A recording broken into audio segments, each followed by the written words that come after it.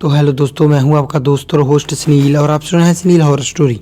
कहानी को देखने से ज़्यादा सुनने में मज़ा आता है, तो अपने हेडफोन लगा लीजिए। दोस्तों, आज की कहानी बहुत ही डरावनी और ख़तरनाक होने वाली है। दोस्तों, आज की कहानी का नाम है शैतान का छलावा। दोस्तों, कहानी शुरू करने से पहले आप चैनल को सब्सक्राइब कर लें और अगर आपको कहानी अच्छी लगी तो आप लाइक कर देना। दोस्तों, आज मेरा थोड़ा सा गला ख़राब हुआ पड़ा है, लेकिन फिर भी मैं आपके लिए कहानी तैयार कर रहा हूँ। तो बिना देरी के हम कहानी को शुरू करते हैं। जैसे मुझे कोई अपने पास बुला रहा हो, मैं उस आवाज़ को सुनने के लिए अपने टीवी के करीब चला गया और अपना कान लगाकर उसे सुनने की कोशिश करने लगा। वो आवाज़ बहुत ही अजीब सी थी। आओ, मेरे साथ आओ, मैं तुम्हें लेने आया हूँ। मेरा नाम गौरव है। साल 1999 में मेरे साथ हुआ वो हादसा बहुत ही अजीब ही था। वो एक तरह का छलावा था। वो घटना इतनी अजीब थी कि मेरे दोस्तों ने, मेरे घर वालों ने मुझे दिमागी तौर पर बीमार करार दे दिया था। उस वक्त मेरे साथ जो भी हुआ था वो मैं आज आपको इस कहानी के ज़रिए सुनाने की कोशिश कर रहा हूँ। दोस्तों, उन दिनों मेरा एक दोस्त था, चरण। वो मुझसे सीनियर था और वो एक वकील था। साथ ही में वो हमारे कॉलेज से क्रिमिनोलॉजी इस विषय की पढ़ाई कर रहा था और फिर उसी दौरान ही हमारी मुलाकात हुई थी। मैं भी वकील की ही पढ़ाई करना चाहता था। वो अपने कामों के चलते ज़्यादातर घर से बाहर ही रहता था, तो मैं पढ़ाई के लिए उसके घर ही रहा करता था। मेरी पढ़ाई भी हो जाती थी और साथ साथ में उसके घर की देखरेख भी। लेकिन उसे एक अजीब सा शौक़ था कि वो कभी भी अजीबोगरीब केसेस की जांच करने के लिए निकल पड़ता था। जो केस पुलिस सुलझा नहीं पाती, ऐसे केसों पर नोटिस बनाता था। ज़रूरत पड़ने पर वो तो जगह की जांच पड़ताल भी करता था, लेकिन थोड़ा मूडी था। मतलब काम करने का मन किया तो करेगा, नहीं तो छोड़ दिया। एक दिन मैं उसके साथ एक जगह की जांच करने के लिए चला गया। वो जगह शहर से करीब थी, तो सोचा चलो चला जाता हूँ, एक दिन में ही आना भी हो जाएगा। जिस जगह पर हम गए थे लोगों का कहना था कि वो जगह वास्तु श्रापित है। हाल ही में उस बस्ती से 17 साल का लड़का एक गायब हुआ था, जिसे लोगों ने उस मकान के आसपास घूमते हुए देखा था। उसके बाद वो कहाँ चला गया किसी को कुछ भी पता नहीं चला। कुछ लोगों का कहना था कि उन्होंने उसे देर रात तक पागलों की तरह भटकते हुए और चिल्लाते हुए देखा था। तो कुछ का ये भी मानना था कि वो तो कब का मर चुका होगा, क्योंकि वो वास्तु इतनी श्रापित है कि वहाँ से जिंदा लौट पाना मुश्किल है। वो तो किसी पर भी रहम नहीं करती। 17 दिसंबर 1999, ठंड का मौसम था। शाम का वक्त हो चुका था। मैं और चरण, हम दोनों ठीक उस वास्तु के सामने खड़े थे। ठंडी तेज हवाएं चल रही थीं। हम दोनों बाहर खड़े खड़े ही उस वास्तु को निहार रहे थे। जा सोच रहे थे कि कहीं आसपास कोई खतरा तो नहीं। वहाँ की खिड़कियों के बाहर झांकने के बाद हमने अंदर जाने का फैसला किया। मकान सीलन की गंदी बदबू से भरा पड़ा था। दरवाज़ा भी तब तक अंदर से बहुत जाम हो चुका था। अंदर कदम रखते ही अंदर की जहरीली दवाओं से हमारा दम घुटने लगा। हमारी आंखों में जलन होने लगी। मकान में जरा सी भी रोशनी नहीं थी। हम दोनों ने भी अपने अपने टॉर्च ऑन कर लिए और जब हम अंदर गए तो देखा तो अंदर कुछ भी नहीं था। सब तरफ बस धूल और मिट्टी थी और जगह जगह पर मकड़ी के जाले बने हुए थे। बाकी तो कुछ टूटा फूटा सामान था। चरण ने थोड़ी देर तक यहाँ वहाँ जांच की और मैं बस ऊपर ऊपर ही चीज़ों को देख रहा था। तभी मुझे एक कमरे से कुछ शीशे टूटने की आवाज़ सुनाई पड़ी। मैं उस आवाज़ को सुनकर उस कमरे की ओर चला गया। वहाँ भी सब तरफ वैसा ही माहौल था, गंदगी और बदबू से भरा हुआ। सामने की दीवार पर एक आईना था जिसका आधा हिस्सा टूटकर हर तरफ बिखरा पड़ा था। आईने में जो मैं टूटे कांच पर पैर रखते हुए अंदर चला गया। आईने पर भी धूल जमी हुई थी, लेकिन एक पल के लिए मुझे ऐसा लगा जैसे वो मुझे अपने पास ही बुला रहा है। फिर ऐसा लगा कि जैसे उसमें किसी तरह की छवि थी, कोई परछाई नजर आ रही थी। मैंने आगे बढ़ते हुए उस आईने की धूल को साफ करना चाहा।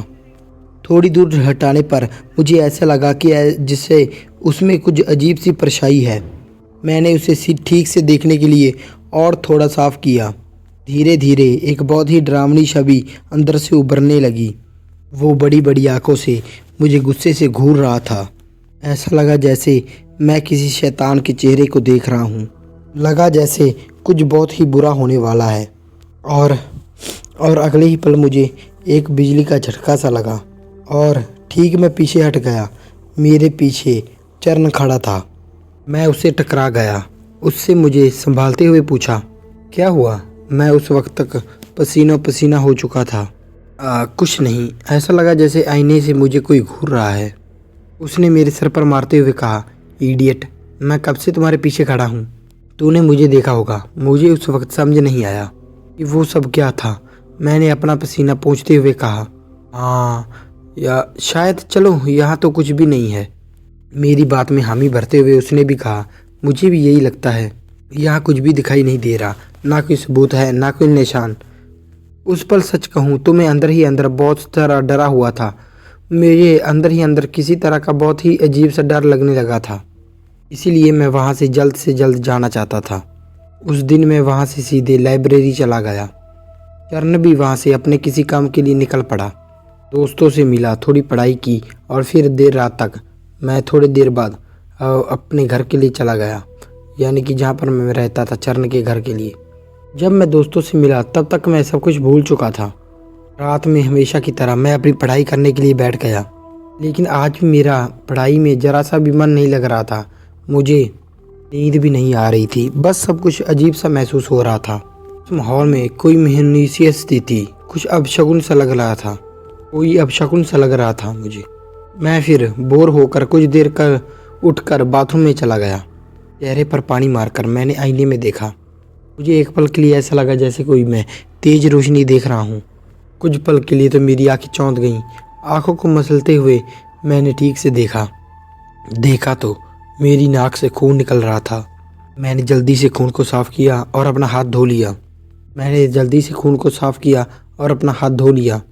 फिर एक बार मैंने अपने आप को गौर से देखा। मेरे नाक से खून रिस रहा था। मैंने फिर से हाथ से खून को साफ किया। अब मैं घबरा गया था कि अचानक मुझे ये क्या होने लगा है। मैं जल्दी से नाक और मुंह पर पानी मारने लगा। मेरी सांसें तेज चलने लगी थी और फिर एक बार मैंने नाक को हाथ लगा कर देखा तो इस बार हाथ में खून नहीं लगा। मैं वही खड़े होकर अपनी आंख बंद कर धीमे धीमे सांस लेते हुए अपने आप को शांत करने लगा। फिर मैं जैसे ही पीछे मुड़ा, मैं वहीं का वहीं रुक गया। ऐसा लगा जैसे आईने के अंदर से कोई मुझे घूर रहा है। अब तो मुझे पीठ फेरने से भी डर लगने लगा था। लग रहा था कि जैसे कुछ बहुत ही बुरा होने वाला है। उस वक्त ऐसा लगा कि जैसे मेरे अंदर आगे बढ़ने की बिल्कुल भी ताकत नहीं बची हो। मैं ना चाहते हुए भी पीछे मुड़ गया। आईने में मेरी ही परछाई दिखाई दे रही थी, लेकिन मुझे समझते देर नहीं लगी कि मेरे साथ कुछ तो अजीब हो रहा है, क्योंकि यहाँ मैं डरा सहमा हुआ था और आईने के अंदर की परछाई मुझे देखकर मुस्कुरा रही थी। मैं बार बार पूरी ताकत से अपनी आंखों को बंद किए जा रहा था, पर आंख खुलते ही मुझे और भी भयानक नज़ारा दिखता था। एकदम से सब कुछ शांत हो गया। मेरी परछाई भी अब बिल्कुल शांत खड़ी थी। तो मैंने ध्यान से देखा तो मेरी आँख अब मोम की तरह पिघलने लगी थी। मैं ज़ोर से उस आँख को फड़फड़ाने लगा। तभी मेरा आधा चेहरा जैसे पिघलना शुरू हो गया। मैं अपने एक हाथ से अपनी आँख को संभाल रहा था तो दूसरे हाथ से अपने आधे चेहरे को समेट रहा था।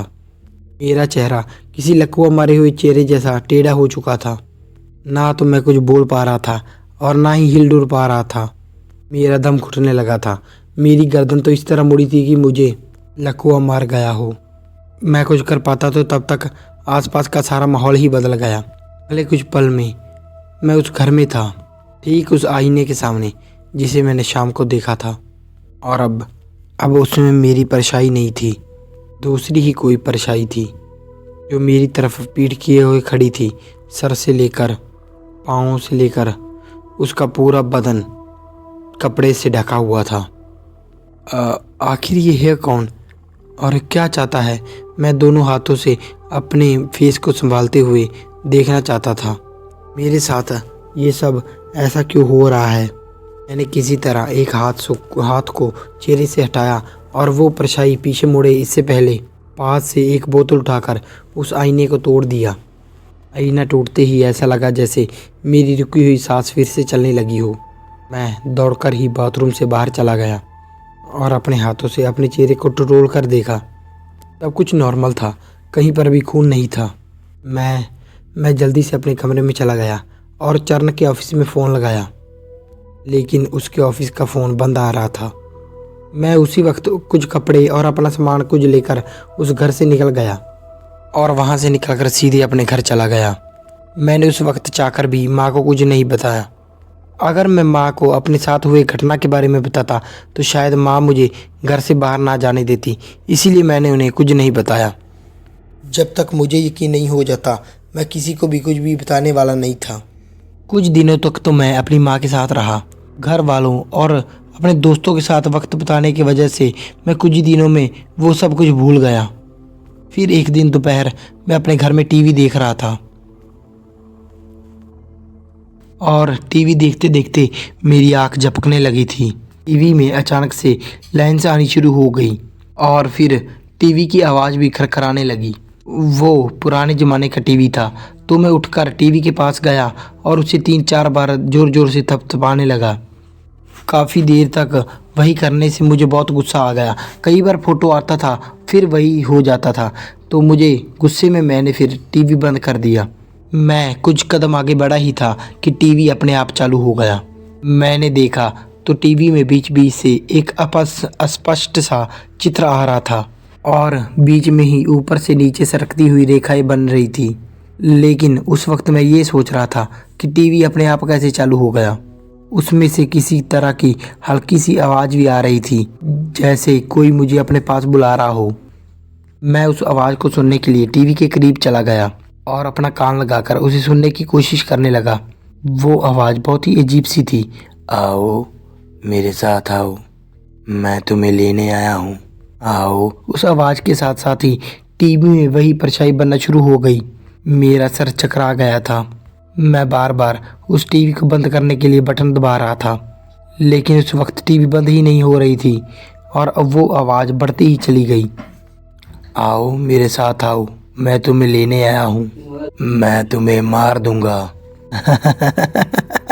उस आवाज़ को उस वक्त सुनकर मेरे रोंगटे ही खड़े हो गए। एकदम से टेलीफोन की तेज आवाज़ से मेरा ध्यान हट गया। मैंने फिर देखा तो टीवी बंद पड़ा था। मैं उठकर फ़ोन उठाने चला गया। वो चरण का फ़ोन था। हेलो, गौरव है? हाँ हाँ बोल रहा हूँ। अरे मैं चरण, घर आया तो देखा तो तुम घर पर नहीं थे। घर में कोई मैसेज भी नहीं छोड़ा था, बस इसीलिए तुम्हें फ़ोन किया। कुछ घंटे रुककर वापस जाने वाला हूँ, हो सके तो मुझे मिलने आ जाना। जब उसने कहा कि हो सके तो मुझे मिलने आना, तब मैंने उसे कहा हाँ हाँ ठीक है, आता हूँ। चरण को मैंने हाँ तो कर दिया था, लेकिन सच बोलूँ तो उस घर में जाने की मेरी ज़रा सी भी इच्छा नहीं थी। मुझे वहाँ से जाने से डर लगने लगा था, लेकिन उस वक्त वो अकेला था जिसे मैं इन सब चीज़ों के लिए बात कर सकता था।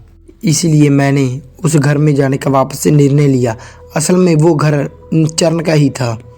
मैं तो बस वहाँ पर पढ़ाई के लिए जाता था।